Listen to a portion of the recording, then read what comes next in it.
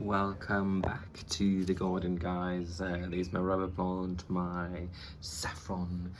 I have some others, tongue or snake plants, and there's all my peppers. There is a tree that I got on sale, but today I have this plant. This is an arabica or something like that, an arabica coffee plants, which I got at a local farmers market. Which is just great, and I'm very happy about this plant because caffeine is an addiction and it's one of my addictions, and it would be just very cool to produce one coffee bean. But yeah, so today I'll be showing you how to repot this coffee plant and what you need to do in terms of caring for this coffee plant. But first, let me just get the soil. Let's prepare the soil for this Arabian coffee tree. So they preferably like some acidic soil with well draining properties.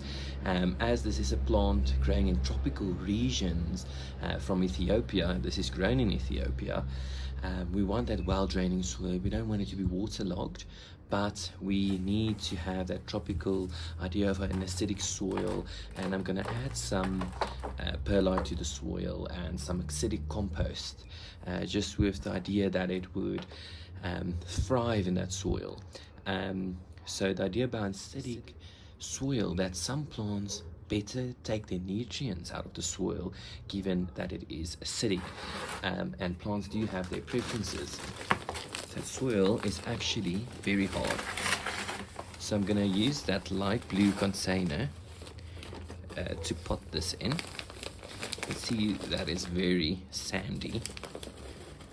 There was a layer of compost on top, probably just to make it look nice. There it is. Wow, that's a lot more soil than I expected. Wow, there's actually a lot of roots. But as we can see, well, I am quite sure that this is a cutting. I don't think this was grown from seed, if I have a look at it. Just because of this type of bark and where the roots are coming from this, but that doesn't matter. It's still arabica coffee plants. Okay, so what I'll be doing is I am taking some of this old soil, okay, and then I'm gonna add a handful of acidic compost, okay, and then I'm gonna add another handful of my own potting mix with some perlite, bone meal already mixed in, and some fertilizer mixed in.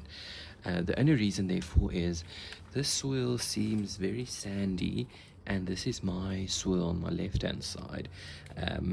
I feel this soil on the left hand side might be a bit better than this very, very sandy soil. So the idea is just to put it in, mix it as I go along, just to have a great mix. So here's the root ball of my coffee plants, and I just want to put it just right in the middle. Okay, then what I'm going to do is I'm going to take my organic bone meal and just sprinkle it all over the root system, and then, like I always do, I'm going to take my organic fertilizer, my Vita Veg, also sprinkle that over. Okay, and now I'm going to add some more soil. So I'm going to add on both sides. Again, what I'll do is take a little bit of some acidic compost, add that on top, take a hand of its old soil, not to waste that. I'll definitely use that again. There is one coffee plant repotted. All that I have to do next is just add a layer of mulch just to make it look nice.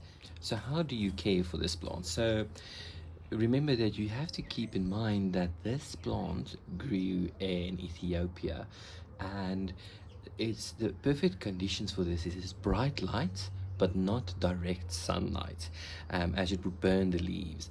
It likes soil temperatures from 16 degrees Celsius up until 26 degrees, if I remember correctly. And that is the type of humidity and environment that it thrives in. In the summer, you'd like to water it at least once a week, and in the winter, when it goes dormant, it would like at least water once every 2 weeks, given that it's a tree. And every other season, I'd recommend repotting it, having a look at those roots, because it's an aggressive grower, and just giving it a bigger pot, fertilizing it again, just making sure it's growing nicely. So what I'll be doing is I'll be fertilizing it once a month with my citrus trees, and I'll give it a bit of Epsom salts. I don't think that is required, but I give it some Epsom salts and 615 fertilizer, or 634 fertilizer, my VitaVeg organic fertilizer, these pellets, which I'll just give it monthly. And I have the liquid version as well, so I'll most likely just give it the liquid version, and then it should just grow great. So a nice thing about this plant is you can actually grow it as a house plant, because it just needs bright light and hopefully and a warm environment. So you want to put it in a sunny, warm room.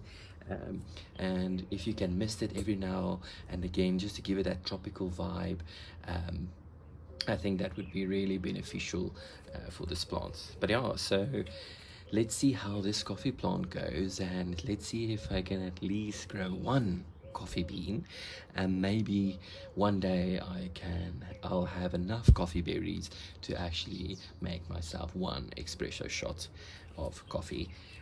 Always to remember to water your plants well after repotting, just to get those roots nice and seeded. Yeah, what a pretty plant.